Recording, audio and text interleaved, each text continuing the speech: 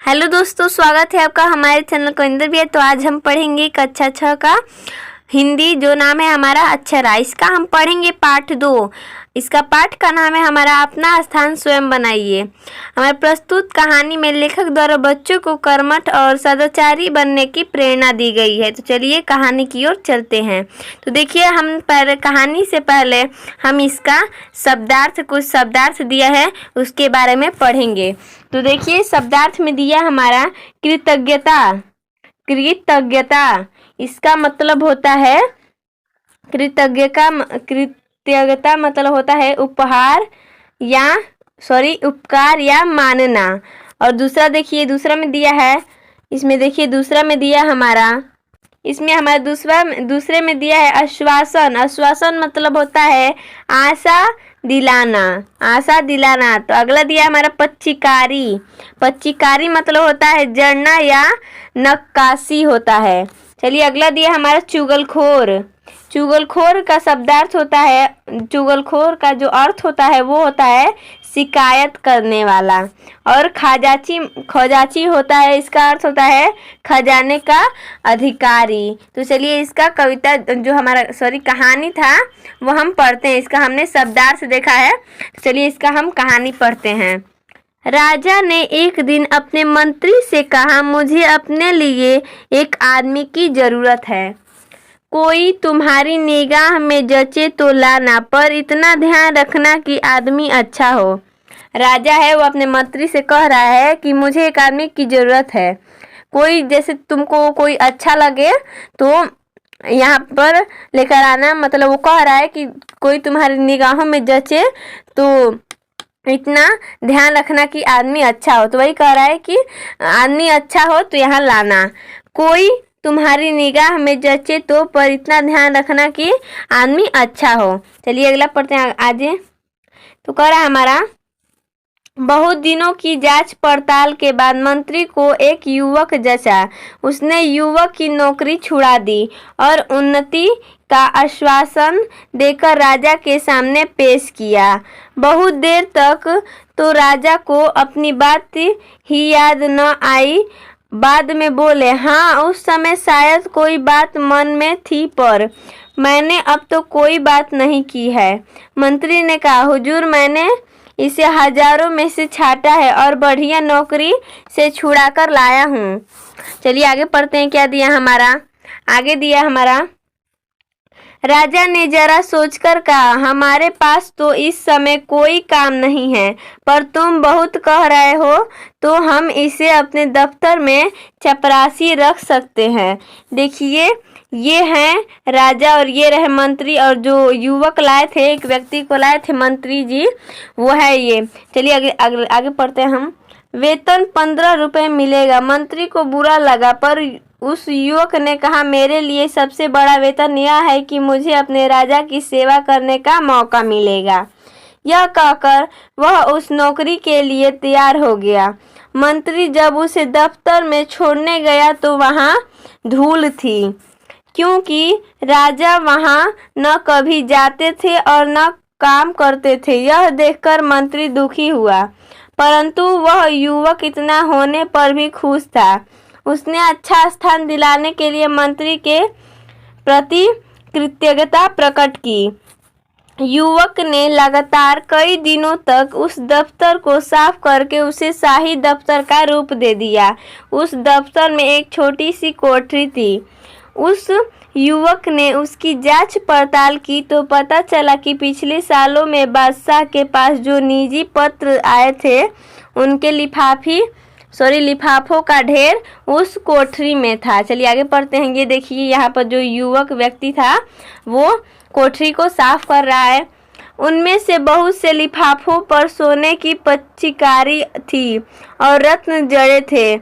ये वे लिफाफे थे जो विवाह जैसे शुभ अवसरों पर दूसरे राजाओं और अमीर उमराओं के यहाँ से आए थे। युवक ने कारीगर लगाकर सब कीमती सामान लिफाफों पर से उतरवा लिया और बाजार में बेच दिया।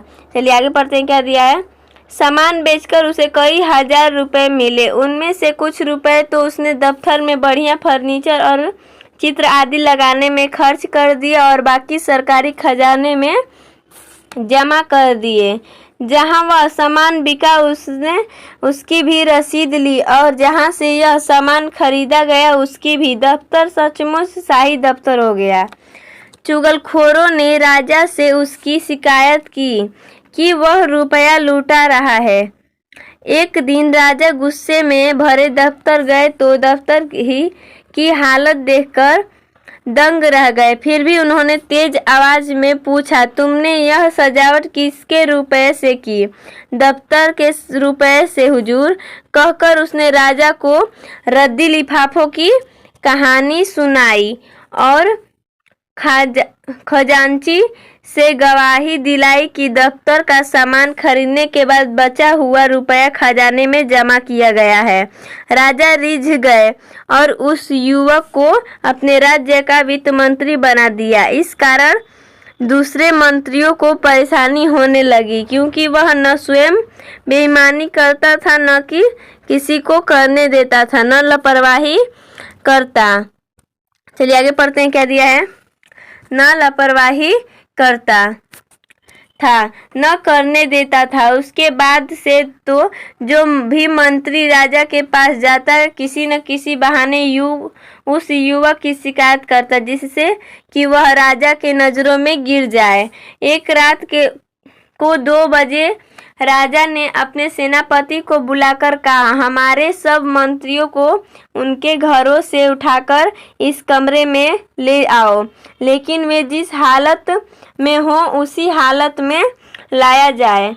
समझ लो हमारे हुक्म को। अगर कोई पलंग पर सो रहा हो तो उसे पलंग सहित ज्यों का त्यों लाया जाए, और कोई कालीन पर बैठा चैपड़ खेल रहा हो तो कालीन समेत यहाँ लाया जाए।